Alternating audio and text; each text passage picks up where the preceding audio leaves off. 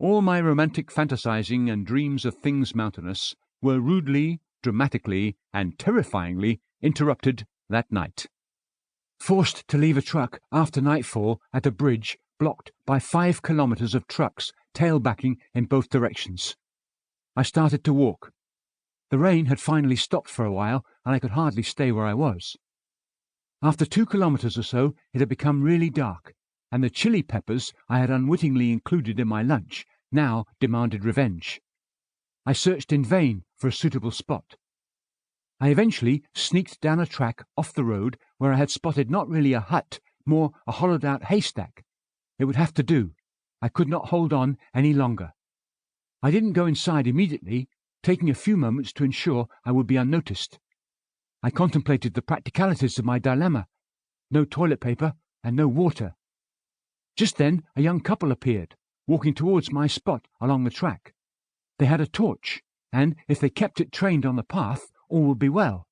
But no, just as they came alongside me, the torch shone directly into my eyes.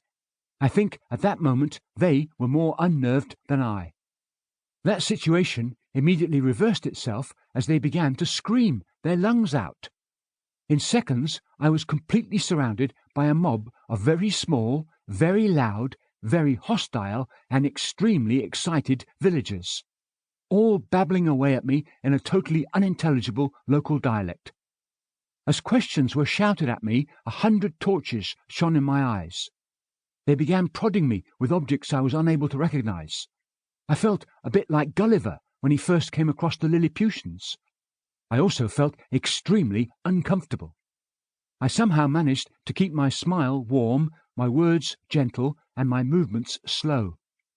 Probing fingers soon found my money belt. All it contained now was my passport. I began to fear the worst. I started rambling on about how I was a simple man of peace, and how terribly sorry I was if I had offended any of them or their culture by sitting where I was, etc., etc.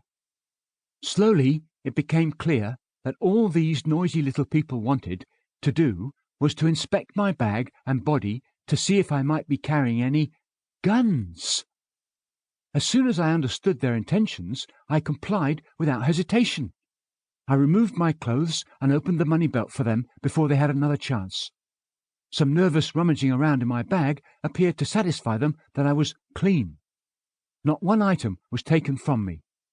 I was then told quite firmly that I could and should go. I did, with as long strides as I could make, for about 1 kilometer before I stopped to catch my breath. All thoughts of bowel movements had by now completely evaporated.